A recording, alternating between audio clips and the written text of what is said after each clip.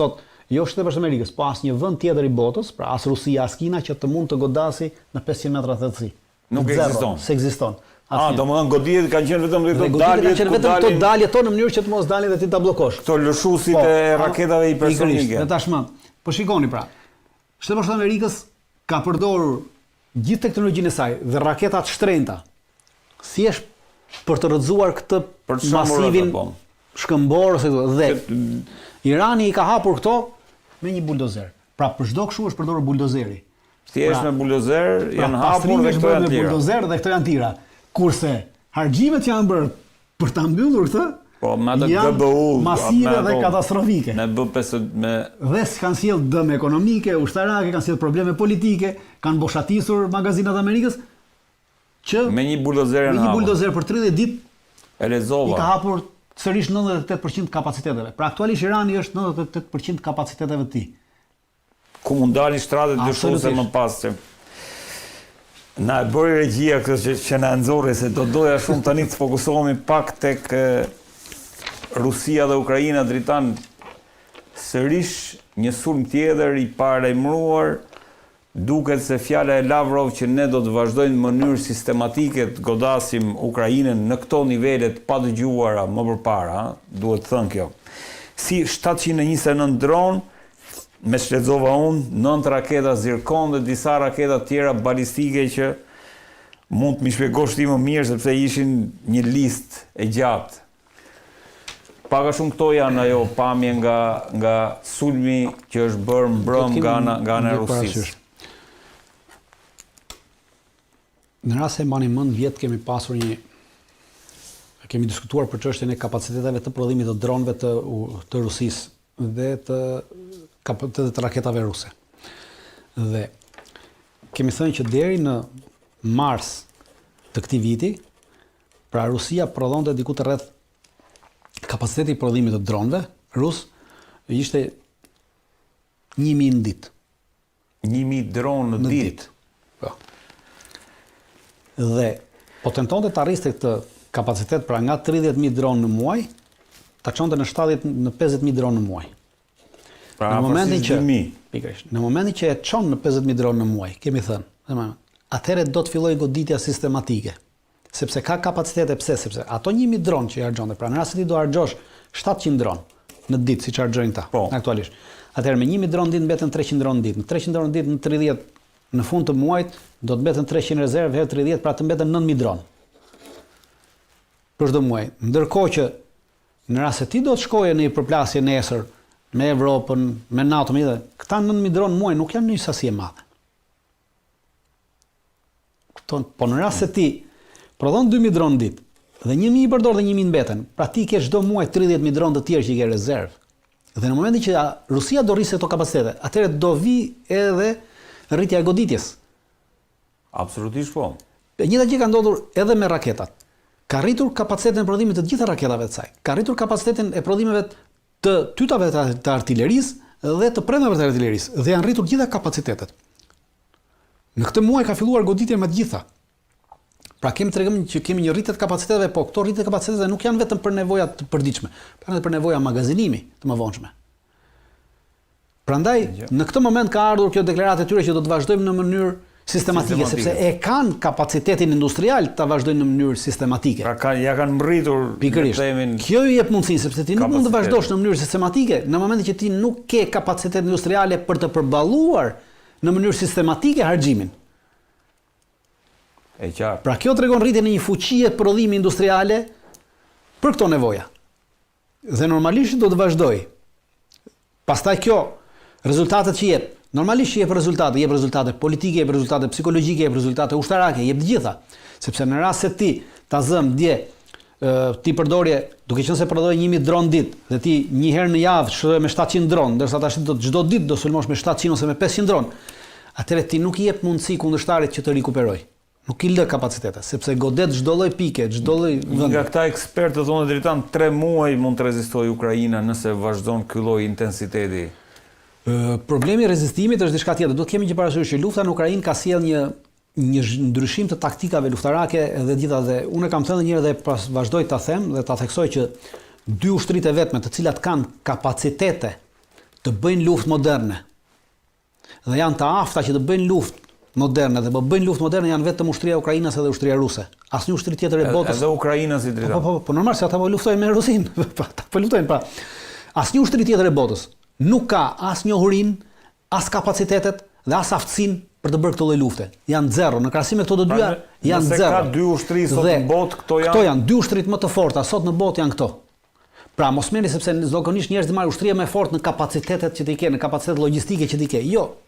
Po flasim në ushtrim më të fortë në aspektin doktrinal, pra në aspektin luftarak.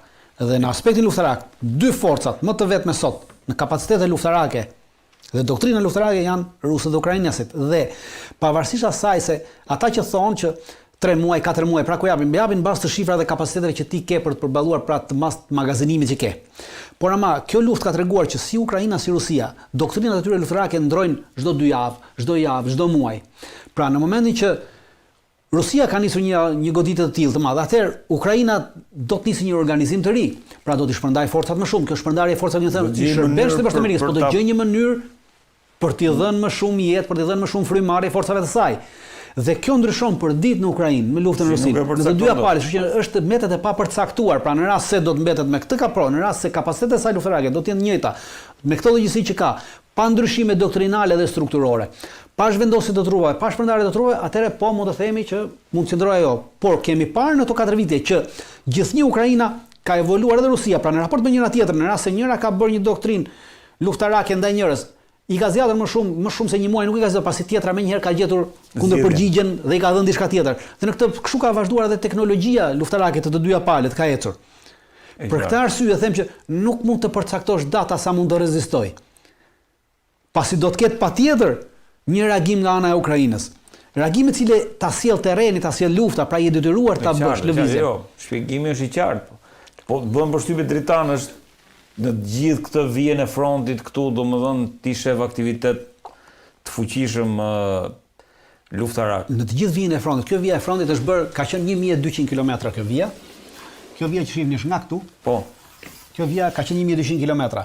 Për shkak se kanë ecur, kanë lëvizur, është bërë 1000 kilometra, pra 200 kilometra janë shkuar, sepse normalisht ka pasur xhepa se enda ato xhepat janë mbyllur dhe ja bërë 1000. Dhe në të gjithë të vijën e frontit tashmë, po ka vëmendari luftarake.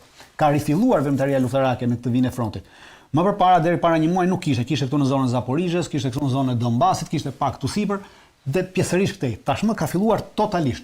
Nuk kemi të bëjmë një ofensiv, pasi të dyja forcat e kanë kuptuar më dhe kanë nxjerrë mësime që ofensiva nuk ka më. Sepse ti nuk mund të bësh sot ofensiva të kërkojnë grumbullim të madh të forcave. Çdo lloj grumbullimi sot i forcave është i pamundshëm që të jetë i padetektueshëm. Dhe automatikisht në momentin që ti e detekton, pra e shef, e zbulon, atëherë ti je objekt i goditjes, pra secila palë do ta gjejë mënyrën për të goditur. Dhe për këtë arsye ka rënë poshtë në këtë luftë moderne mundësia e ofensivave të mëdha në konceptin siç e ka NATO dhe që shohim shpesh analistë të NATO që thonë që do ketë një ofensivë, ashtu do ketë, nuk ka ofensiva më. Për ofensivën e verës. Mbaroj, pra nuk do të ketë as ofensiva vera, as ofensiva dimër. Thjesht ka ndryshuar, tani jemi në një vëmendari luftarake konstante. Por jo në një ofensivë me grumbullim të bashkëpunimit me intensitet shumë më të lartë, si me anën e artillerisë, si me anën e dronëve, si me anën e aviacionit, si me anën e zbulimit të gjitha. Këto raketat zirkon dritan këto Oreshniku su përdor këtë herë të paktën se jo, nuk u përdor, por nuk do të thotë që nuk do të përdoret më mbrapa. Në momentin që do të përdoret Oreshniku, do të merret vesh sepse zona nga çon Oreshniku, atëherë do të bëhet zonë ndalimi fluturimi dhe ajo merret vesh një ose dy ditë përpara që do të përdoret. Dritan, ndërkohë që është rritur intensiteti dhe ndërkohë që flasim për bomba bërthamore, vjen edhe një lajm i çuditshëm fakt sepse ajo që të gjithë po prisnin ishte që Shtetet e Bashkuara të Amerikës të largoheshin nga Europa. Ndërkohë vjen një lajm nga Financial Times i cili në një farë mënyrë flet për burime që raportojnë se Shtetet e Bashkuara të Amerikës kanë vendosur që t'ia plotësojnë, sepse duhet kujtojmë që para disa kohësh Polonia kërkoi testata bërthamore nga Shtetet e Bashkuara të Amerikës. Ndërkohë, duket sikur kjo kërkesë i është plotësuar dhe këtu jemi në biseda dhe këtë e thot Financial Times. Në Europë, veçanërisht dhe specifikisht bëhet fjalë për Poloninë, Po dhe për vende baltike, thot artikulli. Si e vlerëson këtë lajm? E para duhet shohim atë që ajo që vethat që gjithë presin që Shtetet Bashkuara të Amerikës largohen nga Evropa. E para, Shtetet Bashkuara të Amerikës nuk largohen dot nga Evropa. Pra nuk e ka kompetencën presidenti i Shtetit Bashkuar të Amerikës të largojë forcat amerikane nga Evropa. Forcat amerikane në Evropë janë aty me miratim të Kongresit Amerikan, me një vendim të vitit 1956 dhe një vendim i vitit 1956 përcakton qartësisht që niveli minimal i trupave amerikane në të vendosura në Evropë do të jetë 74.000 forca. Pra 74.000 janë pandryshueshme. Po, gjatë luftës së ftohtë kanë qenë deri në 360.000 forca. Kur ishi gjatë luftës së ftohtë, pra gjatë perdes të hekur që ishte. Çfarë vjen mbi 74.000 forca është kompetencë e komandantit të forcave të armatosura, pra presidentit e Republikës që t'i lëvizë këto forca, t'i shtojë, t'i uli, t'i bëri. 74 është niveli minimal që ka përcaktuar Kongresi. Pra kjo është e pandryshueshme. 74.000 forca do të mbesin, mund të zhvendosen nga Gjermania, të shkojnë në Poloni, të shkojnë në Rumani, po do të mbeten në Evropë. Vetmi organ kompetent për të hequr këto 74.000 forca është vetëm Kongresi Amerikan. Por dhe këtë duhet ta bëjmë me kërkesë të presidentit të Republikës. Pra, asnjë president amerikan nuk do të guxonte sot që të bënte një kërkesë të tillë para Kongresit Amerikan për arsye se do të ishte vetvrasje politike, sepse do të refuzojë. Po veç do të refuzojë, por ishte vetvrasje politike totalisht. Pra, pavarësisht se shtuhet, Shtetet Bashkuara të Amerikës 74 do t'i mbajnë aty ato forca. Nuk ka asnjë ndryshim në kuptimin e qëndrimit në raport me Europën. Mund të lëvizën, pra si shtash, sepse do t'i lëvizin nga Gjermania, i ka këtu në Gjermani. Ja, këto janë. Dhe do t'i çojë këtu në Romani, ku po ndërton bazën më të madhe, një bazë të madhe. Mund të çojë pjesë të tjera bërthamore në Rumani. Jo, forcat. Mund të heqë dhe çojë në Rumani. Se këto janë të testatave bërthamore drita. Dakor, kjo heqin nga këtu dhe t'i çojë në Rumani, por kjo nuk ka në vlerë. Aktualisht, ku ka armë bërthamore ka në Gjermani, ka në Itali, ka në Angli, sepse se keni vënë ka edhe në Angli, ka edhe në Turqi. Turqia nuk është pjesë e Evropës, pjesë e NATO-s. Po flasim në aspektin e Evropës. Pra, edhe Britania nuk është pjesë e Evropës, pjesë e NATO-s, por ka. Tashmë kjo këtu. Dhe përse të shkohet në Poloni? Pra, përse kërkohet Polonia? Vendosja e këtyre armëve bërthamore në Poloni nga aspekti taktik dhe operacional nuk ka asnjë lloj vlere në përplasje me Rusin. Pse nuk ka vlerë? Arma bërthamore ka vlerë kur ti e ke larg kapaciteteve të goditjes të armikut. Pra armët bërthamore amerikane kanë vlerë kur janë në Shtetet Bashkuara të Amerikës, sepse janë shumë larg. E qartë. Dhe ti e ke të kontrollueshme dhe ai tjetri nuk e di ku ti e ke. Kanë vlerë kur janë në nëndecet amerikane, pa kur ti nuk e di ku është nëndecja. E qartë. Se ka disa nëndece bërthamore. Kur ti ngren avionet me rrezet gjatëve që janë B-52-shët që lëshojnë, B-2-shët që lëshojnë, pra ti mund ta ngresh atë me armë bërthamore dhe ngresh ande dhe ke garantinë se ky nuk ta rrezon avionin. Kurse çdo lloj armë bërthamore që pretendohet të vendoset, armët bërthamore që janë në Gjermani, armët bërthamore që janë në Itali, janë armë që lëshojnë me anë të avionëve. Pra duhet që një avion bërthamor, një avion që mban armë bërthamore siç është B-2-shi, B-52-shi të vendoset tu dhe të fluturojë ose nga aviano i Italisë ose nga baza e Ramstein në Gjermani që është bazë që mund të përdoret. Por në rast se ta vendosësh këtë avion me këto armë bërthamore në Rumani, në Poloni, në vendet balltike, atëherë ti ke vendosur në kufi me Rusin dhe çdo lloj veprimtarie që e këtij avioni, çdo veprimtarie të është direkt këtu, pra ky mund ta godasë, s'ka nevojë ta godet me artilleri, ta godet me gjithçka. Pra në moment që është për shkallëzim dhe ti nuk ka asnjë vlerë operacionale. Kam një hartë tjetër aty regjia që lidhet me këtë. Ti e vendos edhe në Poloni. Por kjo nuk ka të bëjë me çështjen e Rusisë, sepse ti nuk i përdor dot të armë ndaj Rusisë. Sepse ti duhet ngresh avionin që ta përdorësh, po në moment që do ngresh të avion për ta përdorur, në moment që janë acaruar gjërat, atëherë automatikisht ky avion është objekt i goditjes të artillerisë kundërajrore, të raketave antiaerore. Po gjithsesi shumë afër Rusisë janë drita, në Bielorusi.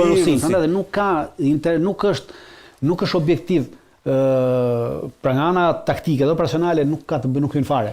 Po nga ana politike, ana politike nuk ka të bëjë as me Rusinë. Nga ana politike vendosja e këtyre armëve këtu ka të bëjë me çështje me luftë të brendshme që do të zhvendoset midis Shtetit Bashkuar të Amerikës dhe Francës për menaxhimin e Evropës. Pra kush kontrollon Evropën? Franca bëri një stërvitje të përbashkët me Polonin. Po, e bëm herës tjetër. Me Polonin për stërvitje bërthamore, pavarësisht se Polonia nuk është vend bërthamor. Dhe Franca ka vendosur dhe është e gatshme që të vendosë avion me raketa bërthamore. Ombrella bërthamore, po. Dhe gjithë ka vendosur, pra ka ofruar ta vendosë në Poloni, ka vendosur të vendosë në Gjermani dhe ka ofruar të vendosë edhe në vendet baltike. Pra Franca. Këta avion. Atëherë në momentin që Franca e vendos ta avion, pra përveç Gjermanisë, ku ka edhe Shtetet Bashkuara të Amerikës, atëherë i vendos në vendet baltike dhe në Poloni. Atëherë Franca merr një rol tjetër politik si ombrella e vetme e Evropës si mbrojtja e vetme bërthamore që ka. Dhe në këtë moment e sposton Shtetet Bashkuara të Amerikës. Për këtë arsye Shtetet Bashkuara të Amerikës tashmë janë garancia e vetme dhe thonë që ne i vendosim në Poloni, vendosim edhe në vendet baltike. Por ama pavarësisht vendosjes së tyre, mbrojtjen kundër aeror, mbrojtjen bërthamore. Franca nuk mund t'japi mbrojtje bërthamore. Ajo që vendos Franca është sulm bërthamor. Po jo mbrojtje sepse mbrojtjen e kanë bërthamore kanë vetëm Shtetet Bashkuara të Amerikës dhe në të njëjtën moment, pra kur unë të jap mbrojtjen, unë të jap edhe armët e sulmit, pra unë të garantoj, kurse Franca nuk i garanton dot armët e veta, kurse unë të mijat i garantoj. Pse si garanton dot? Sepse unë i garantoj nesër armët, sepse në rast se u mendos tu, unë kam një marrëveshje dhe unë merrem vesh me Rusin. Kurse Franca nuk ka marrëveshje me Rusin. Pra, ajo çfarë po bën? Po përdoret, po bëhet një luftë e brendshme kush të kontrollojë Evropën. Franca apo Shtetet Bashkuara të Amerikës? Sepse Franca ka parë tashmë që hegemonia, se pak më parë folën për hegemoninë amerikane. Hegemonia amerikane në rast se bie në një rajon ka rënë gjithandej. Pra është si puna e asaj armpushimit që thot ministri i jashtëm iranian që në momentin që ky armpushim bie në një pikë, ka rënë në tërsinë e tij, edhe hegemonia amerikane në rast se bie në lindjen e mesme ka rënë në tërsinë e vet. Dhe amerikanët e kanë kapur, francezët e kanë kapur këtë moment. Dhe për rënien e kësaj, tashmë po mundohen duke qenë që hegemonia amerikane është në proces të rënies.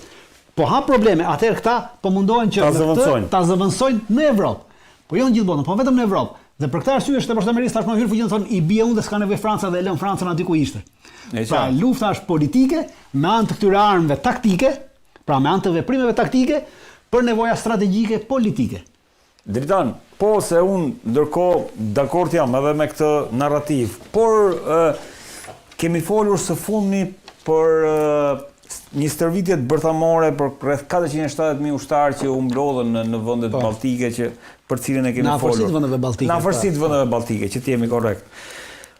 Kemi folur për vendosje në Bielorusi të kokave bërthamore ruse. Është një vendim i vitit 2023. Dhe afrimi, dhe unë e mendova këtë. Do të kemi një parasysh. Se nuk e shpjegova dhe kërkoj falje.